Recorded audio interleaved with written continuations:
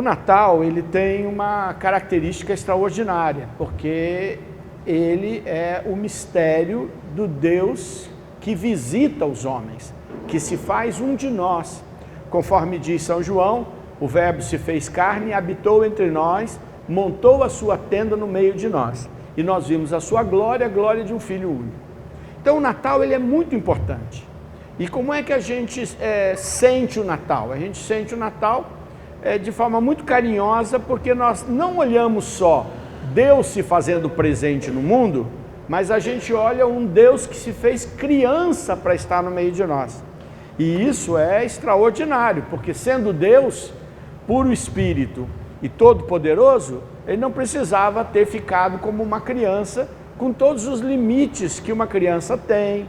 Não é? Quem aqui já teve filhos, sabe disso, sabe como dá trabalho, como é que dá medo, como é que a gente sofre quando a criança está na sua fragilidade, como é que os pais ficam todos desesperados. Hoje em dia ainda tem médico para cá, médico para lá, mas não resolve tudo. Naquele tempo nem isso tinha. Então a gente olha para essa experiência divina de Deus se fazer criança. E o diabo não para de trabalhar. Então, uma das ações que o diabo tem é tentar destruir a história do nascimento de Jesus e o ódio que ele passa a ter de toda a vida que nasce. Vocês se lembram o que aconteceu quando Herodes autoriza os sábios a procurarem Jesus, que estavam atrás da estrela que apontava para onde nasceria o rei? E o Herodes diz, então vai ver aonde vai nascer esse rei, vem e me conta. E quando eles não voltam para contar para o rei, vocês se lembram dessa história? Esta verdade, que é uma verdade histórica, de registros históricos, quando eles não voltam, porque são avisados por Deus, de que o objetivo de Herodes não era ir celebrar o nascimento da criança que seria um rei, mas matá-la. Quando Herodes descobre, o que ele manda fazer? Matar todas as crianças abaixo de uma idade. Vocês já pensaram no tamanho dessa maldade? Pois bem, gente, é assim que o diabo trabalha. Ele tem o ódio e quer destruir, e a vida e as crianças são algo que ele ataca muito.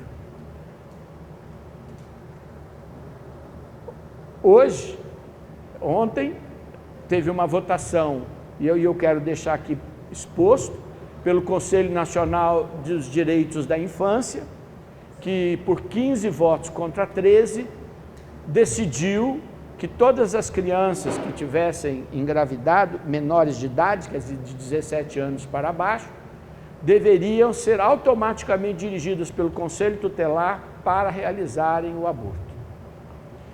A gente sabe da violência que as meninas sofrem nas suas casas, muitas delas, com pais horrorosos que irão para o inferno, padrastos que irão para o inferno, vizinhos que irão para o inferno, irmãos, outros moradores, parentes que abusaram de crianças, irão para o inferno, não tenho a menor dúvida disso. E o que eles fizeram de mal vai ser fichinha quando chegarem no inferno. E eu estou falando isso porque tamanha maldade que gera tantas feridas. Mas daí eu tomar a decisão de que o melhor remédio é matar as crianças, e nem todas serão fruto de abusos, sem nenhum critério, é também um ato quase parecido com o de Herodes. Quero contar uma história para vocês e para você que me assiste aqui no YouTube e no Facebook. Alguns anos atrás, uma região da Europa, que muitos, os mais velhos, conheceram, chamava-se Iugoslávia. A Iugoslávia era um país formado pela união de diversos países que haviam se unido em torno de se tornar uma nação mais forte, com línguas diferentes, culturas diferentes. Bom, chegou uma época em que aquilo não subsistiu e eles começaram a se separar. Então, hoje em dia existe Macedônia do Norte, Montenegro, Croácia, Sérvia, e estas para se dividirem, começaram a guerrear entre si para ficarem com aquilo que eles tinham de riqueza, porque como eles tinham se unido, haviam investidos em regiões que acabavam ficando com um outro país. E nessa luta por dinheiro e por maldade, no final dela, a guerra ficou muito forte entre sérvios e bósnios. Uns cristãos, outros muçulmanos. E então surgiu uma onda maligna e diabólica de maldade, aonde soldados muçulmanos estupravam mulheres católicas, porque diziam, você vai ter que carregar um filho muçulmano. E os católicos passaram a estuprar mulheres muçulmanas para dizer para elas que elas obrigariam-se a carregar uma criança católica. Que coisa horrorosa, porque a criança não sabe nada disso. E muito menos aquelas mulheres violentadas por aqueles soldados, tanto de um lado quanto de outro.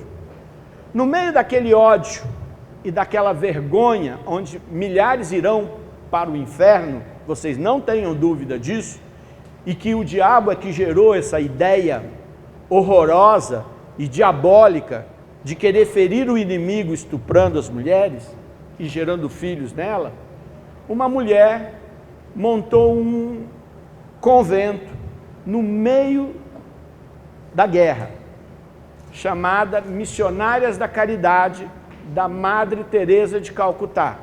E ela dizia, eu entendo o que aconteceu com você, e eu estou do teu lado contra este ódio e esta maldade tão grande. Me dê seu filho para eu criar. Não quero obrigar você a criar um filho ou uma filha que foi fruto de um ódio e de uma maldade tão grande e que talvez você não suporte. Mas nós vamos criar teus filhos. E aí eles criaram, na época, o maior orfanato da história. Por que eu estou contando essa história? Porque no meio da maldade humana, do ódio humano, Deus planta a caridade. E existem os inocentes nessa história. E ontem, com essa votação, milhares de inocentes estarão sofrendo, fruto de maldades, fruto de oportunistas, mas fruto também de pessoas que não querem escolher uma solução que seja uma solução que não mate ninguém, principalmente que mate alguém que não pode se defender. Então eu não podia deixar de dizer que hoje a nossa oração começa pedindo misericórdia para o nosso país e pedindo misericórdia para estas pessoas que só encontram caminho se matar o outro. Então que Deus tenha misericórdia, porque nós somos um grupo de oração e a nossa obrigação é rezar também. Amém? Quero também falar uma outra coisa. Hoje, vinha rezando, a Márcia falou comigo, ó, tivemos um problema de novo com a música. E eu vinha orando. Já esses dias, porque não foi hoje, ela já me ligou, já faz uns 2, 3 dias, não foi, Márcia? E o Senhor foi me dando palavras e meu sentimento que eu quero dizer para vocês é que no final do ano a gente sempre passa um tempo escutando o Senhor, para ver qual é a missão que o Senhor tem para nos dar. E eu vou dizer que se o diabo tem atacado com tanta violência as pessoas e o grupo, nós vamos levantar a espada do Espírito e a cruz do Senhor e vamos fazer com que o ano que vem seja um ano de libertação diabólica. E não precisa de música, não precisa de nada, nós precisamos de exorcismo, de libertação e de poder do Espírito para mandar o diabo embora. Porque inclusive, e aí eu quero deixar muito claro para você que me assiste, no YouTube e no Facebook, muitas vezes o diabo faz com que as pessoas também fiquem seguindo somente aquilo que vem através das redes sociais. com grandes pregadores, grandes evangelizadores e grandes momentos de oração. E a gente tem que valorizar isso. Só que na hora que você precisar de uma libertação, não pense que você assistindo o programa, o diabo vai se remexer e sair daquela casa, ou sair daquela situação, ou sair daquela pessoa, ou aquela área contaminada que manchou, porque quando a área está contaminada, e aqui eu quero falar uma experiência particular, quantas vezes eu vi pessoas contaminadas, seriamente contaminadas, entrarem em grupo de oração e chegarem para mim no final e dizer assim, nossa, foi tudo tão lindo, mas eu não conseguia ouvir, eu fiquei fora do ar, eu não entendia nada. Aí eu falava, então para que te serviu? Você não conseguiu ouvir, não conseguiu ser evangelizado? Eu não sei. E outras pessoas diziam, a hora que começou a rezar, me deu um sono tão grande que eu caí dormindo. Ou outras pessoas diziam, eu me senti mal, fui embora. Porque o diabo não aguenta o poder da oração, o poder da palavra de Deus. Por isso, quando a pessoa está contaminada atrás de uma tela de celular, atrás de um tablet, atrás de uma televisão, em qualquer canal, o diabo tira ela de lá. Alguém toca a campainha, ela passa a dar uma fome, dá um sono e acabou, não tem ninguém ali. Agora, quando está no grupo de oração, meu irmão, a palavra de Deus vai expulsar e vai amarrar as forças diabólicas.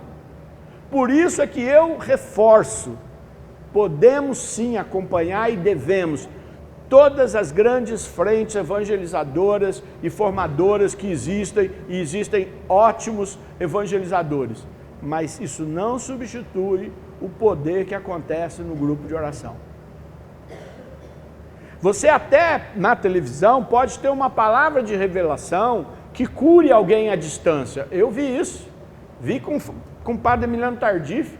Eu até tenho um testemunho muito interessante, porque eu estava com ele em Aparecida e eu fiquei de responsável de levá-lo até a Rádio Aparecida para a gente fazer um programa. E quando nós fizemos o programa, eu só levei, eu estava lá só assistindo, ele estava entrevistado, ele fez uma oração, e no meio da oração ele começou a ter uma porção de revelações de cura, e quem conheceu e quem não conheceu, compre o livro do padre Emiliano Tardif, já está no céu, viu gente? O padre Emiliano Tardif morreu há anos atrás pregando um retiro para padres na Argentina, mas inclusive eu aconselho um muito interessante que é A Volta ao Mundo Sem Malas, escrito pelo Prado Flores, dizendo as missões de Emiliano Tardif atrás da mala dele, que o aeroporto nunca chegava nele. E aí ele vai narrando os milagres deste homem que o Espírito Santo usava com tanto poder de cura. E aí ele fez aquele monte de oração de cura. Terminou a oração. Na hora que ele saiu, ele é panamenho, não falava português, falava pouco português, ele saiu, o cara do estúdio da rádio falou assim, quero ver o que vai ser isso aí, porque esse programa não está ao vivo, está gravado, né? Aí ele falou assim, eu quero ver, Jesus falou, ele está curando nesse momento, tem um homem aleijado, tem uma pessoa cega, quero ver como é que vai ser isso, porque está gravado, nem sabe que hora vai passar, nem quando. E eu fiquei quieto, não falei nada, porque eu também não tinha nada para falar, levei o padre embora, fomos para o retiro terminou, e começou o grande congresso, onde havia muita gente. E no último dia, numa das missas do padre Emiliano Tardif, que aí eram assim, milhares de curas, um monte de pessoas em cadeira de roda se levantando das cadeiras de roda, era uma cena que aconselho vocês a procurarem para assistir, porque é impressionante o que Deus usava aquele homem, que o governo do Panamá fechava quando tinha missa e dava 1 milhão de pessoas nas missas dele. Eu estava lá, recebo uma ligação, era da Rádio Aparecida, e o cara fala, Sidney, nós aqui na rádio estamos perplexos, o programa passou hoje, quer dizer, o programa passou dias depois. Ele falou, e a quantidade de pessoas que estão vindo aqui para a rádio mostrar que estavam curadas é tão grande que eles pensam que o padre está aqui, né? Porque o padre está falando na rádio, mas ele não estava mais lá, era gravado. E eu não tenho nem para onde mandar essas pessoas.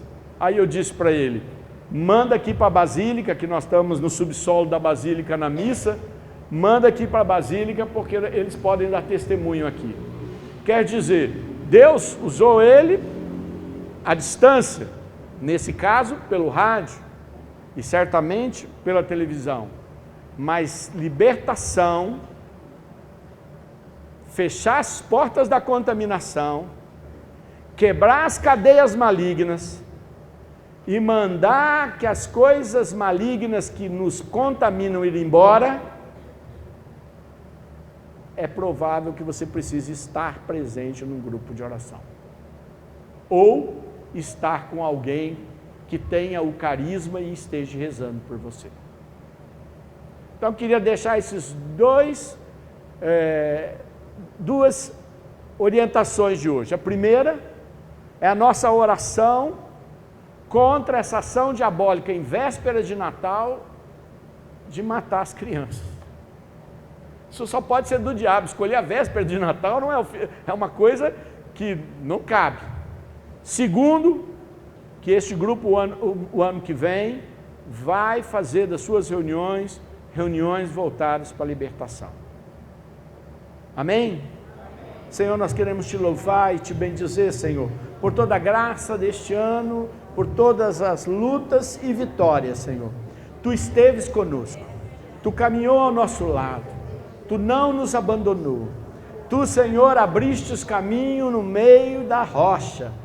Tu, Senhor, cuidastes da nossa retaguarda, porque sabemos que o inimigo queria nos atingir com mais força, mas Tu nos protegestes, Tu colocastes um escudo de proteção. Senhor, eu quero Te louvar também, Senhor, por tudo que protegestes na minha vida. Quero também, Senhor, neste momento Te louvar por todas as pessoas, Senhor, que eu tive contato, que estiverem comigo, pessoas da minha família, pessoas da minha casa, amigos, Senhor, pessoas que Você protegeu, Senhor. Quero Te louvar e Te bendizer, Senhor. Glorificado seja o Teu nome, por todo o amor verdadeiro, Senhor, que aconteceu no coração, por todo, Senhor, amor profundo e de entrega, Senhor, que nós tivemos neste ano. Te peço também, Senhor, e Te louvo por todo o perdão dado, por toda a compreensão recebida, por toda a bondade que eu recebi, Senhor. Eu Te louvo e Te bendigo, Senhor, Te glorifico, Senhor. Seja glorificado o Teu nome, Senhor. Nós Te louvamos também, Senhor, como grupo de oração, Senhor, que se reuniu neste lugar, que recebeu, Senhor, este lugar para estar reunido com tantas lutas, Senhor. Tu sabes tudo que passamos, Senhor, mas Tu esteves conosco, levantou a Tua mão forte, e Tu nunca abandonas Teus servos e Tuas servas, Senhor. E Tu derramas, Senhor, com abundância a Vossa graça e Vossa proteção.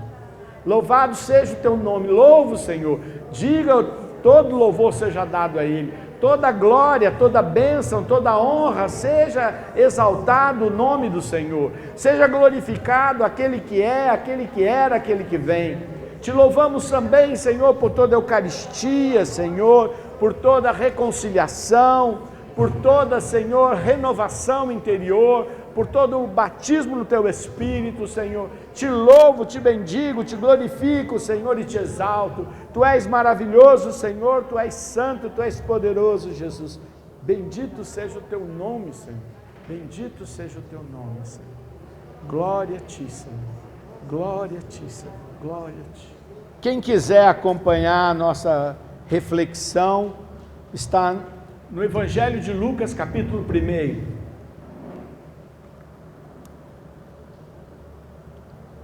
Versículo 39. Evangelho de Lucas, capítulo 1, versículo 39. Lucas, capítulo 1, versículo 39. Naqueles dias, Maria se levantou e foi às pressas às montanhas, a uma cidade de Judá. entrou na casa de Zacarias e saudou Isabel. Ora, apenas Isabel ouviu a saudação de Maria, a criança estremeceu no seu seio e Isabel ficou cheia do Espírito Santo. E exclamou em alta voz: bendita és tu entre as mulheres, e bendito é o fruto do teu ventre. Donde me vem esta honra de vir a mim, a mãe do meu Senhor? Pois assim que a voz de tua salvação chegou aos meus ouvidos, a criança estremeceu de alegria no meu seio. Bem-aventurada és tu que creste, pois se hão de cumprir as coisas que da parte do Senhor te foram ditas. Palavra do Senhor. A gente sempre vê esse texto de Isabel, a parenta de Jesus, lá em Judá. Vamos lembrar, não é? Maria, ela vai ganhar o seu nenenzinho que é Jesus em Belém, que também é cidade de Judá, e portanto é daquela região. Isabel, ela esposa de Zacarias, um sacerdote, portanto uma pessoa que tinha não só fé, mas tinha também uma condição econômica melhor do que a de Nossa Senhora. Afinal, ela era esposa de um sacerdote que tinha o direito de entrar lá no templo, portanto ele tinha uma condição econômica melhor. E Nossa Senhora vai ajudá-la, porque a vida é parente ajudando parente. Aliás, isso é uma coisa difícil da gente às vezes pensar, mas eu quero dizer para vocês, os parentes são um problema na vida da gente, mas é bíblico que parente ajuda parente, não é? Parente às vezes fala demais, claro, não os de vocês. Parente às vezes se mete onde não devia, jamais os de vocês. Parente acha que pode achar ruim da coisa da vida dos outros, tenho certeza que isso não é de vocês, é de outras pessoas, não é?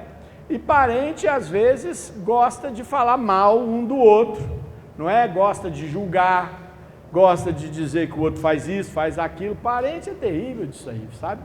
Jamais os de vocês, mas algum parente, alguém, não é mesmo? Só que é de Deus, parente. O que eu posso fazer? Não fui eu que criei esse negócio de parente, não é?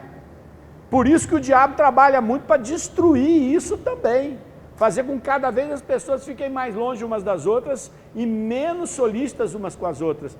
A verdade é que, ao mesmo tempo que dá trabalho, é quem você tem quando você precisa.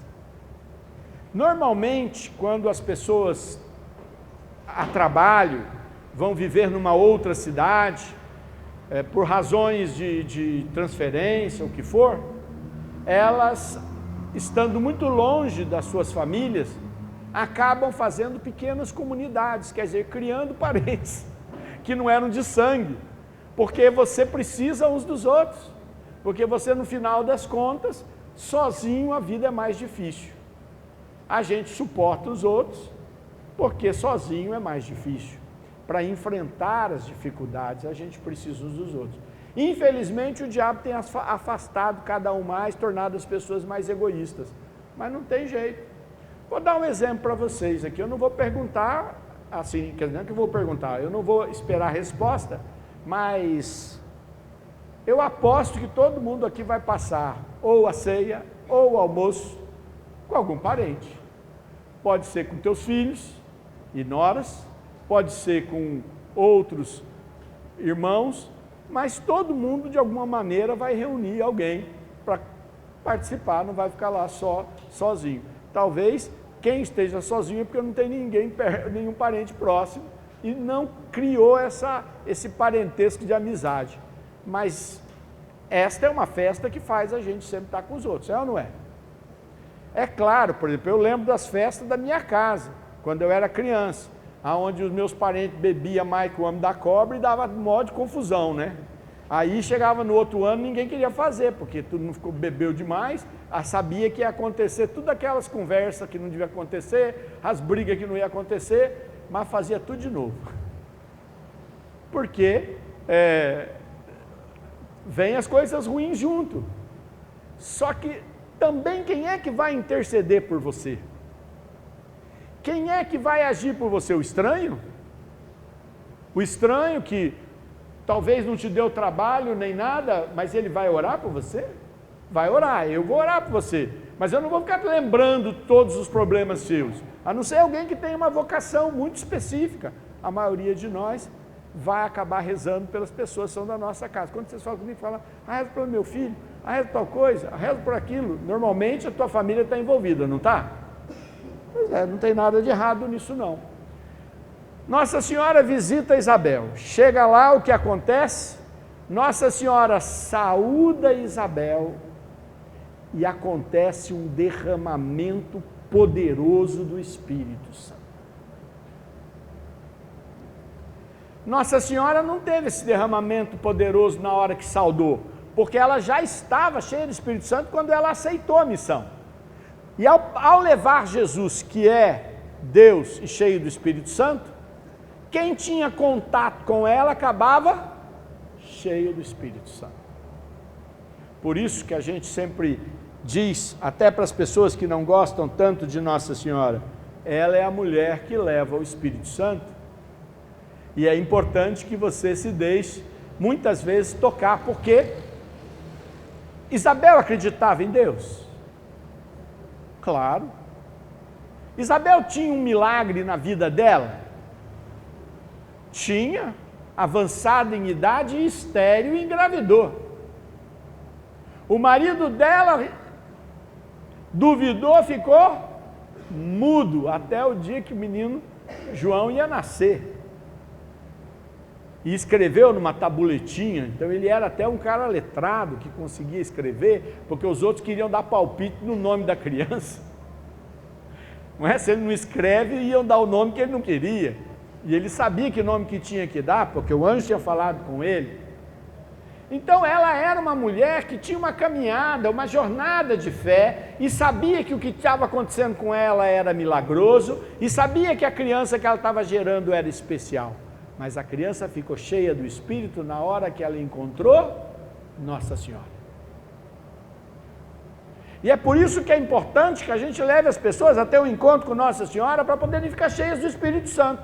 Não para que se tornem só seguidores de Nossa Senhora, mas mais importante que isso, para que fiquem cheias do Espírito Santo. Uma vez, eu estava num encontro em Curitiba, e tinha um padre, já está no céu, bem doido, chamava Padre Chico, doidinho. E esse Padre Chico era cheio de Espírito Santo, mas era doido também. E aí, ia até a missa. Nós estávamos no encontro, aquela coisa toda. E aí ele disse assim, olha gente, Deus me deu uma visão, falou para nós antes da missa começar, de que Nossa Senhora vai estar aqui com a gente, mas ela não quer ficar na frente, ela vai ficar lá no fundo, porque ela vai estar pedindo o Espírito Santo. Aí passou, teve o intervalo, chegaram vários padres para celebrar a missa. Vários padres. E aí celebraram a missa, uma missa normal, uma missa comum. No final da missa, esse padre pegou o microfone e falou assim, olha, eu queria dizer para vocês, padres que estão aqui, que Nossa Senhora está aqui. Ah, tudo bem, dizer que Nossa Senhora está aqui, não tem problema para os padres, está tudo bem. Falou, e Nossa Senhora está aqui porque é para fazer vocês experimentar o Espírito Santo. Então nós vamos aqui em nome de Nossa Senhora rezar por vocês. Mas teve dois padres que se mandou e foi lá para o fundo. E só nós sabíamos da história que o padre tinha dito que Nossa Senhora estava lá no fundo. Um ficou envergonhado, porque não conseguiu fugir, nós tudo rezamos por ele, e os outros dois lá com aquele zoião assim, só olhando. Daqui a pouco nós olhamos para trás, os 2 padres estavam no fundo, pluft, caíram de costa. Tombaram, pum. Aí todo mundo, o que aconteceu? O povo, né, ia lá, né, para ver se o padre estava passando mal. Aí o padre falou, não, foi Nossa Senhora, deixa eles ali no chão, que já já eles vão levantar, cheinho do Espírito Santo. E daqui a pouco os padres levantaram, tudo atordoado. Meu Deus, o que aconteceu? Que experiência que nós tivemos.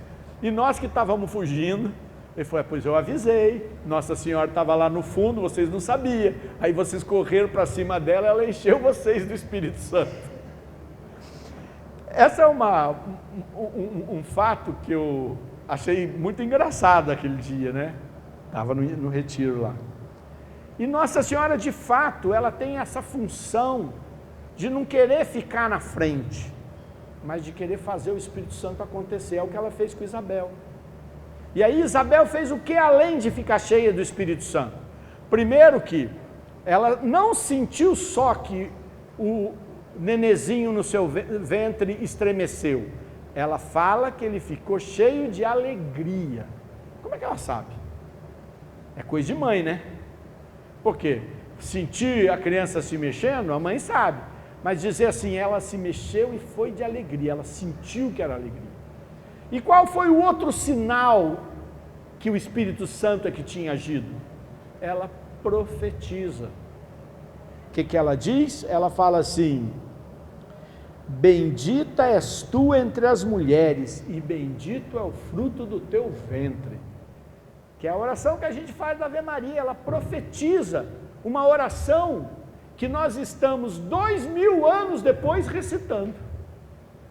2000 anos e essa oração está sendo repetida. Que profecia, hein? E mais, ela vai dizer que bem-aventurada és tu que creste, pois se hão de cumprir as coisas da parte do Senhor. Quer dizer, Isabel não só ficou cheia do Espírito Santo, mas ela ficou cheia do Espírito Santo e saiu profetizando. O Espírito passou a falar através dela. É isso que a gente precisa nesse Natal e para este ano. Que o Espírito Santo venha através de Nossa Senhora e nos faça profetas como fez de Isabel. Amém. Levante sua mão. Mãezinha do céu, Nossa Senhora, faz com que o Espírito Santo venha sobre nós, assim como veio sobre Isabel, tua parenta. Que nós sintamos a alegria e o poder dessa presença. Te pedimos isso, Pai amado, em nome de Jesus, através da vocação de Nossa Senhora. Amém.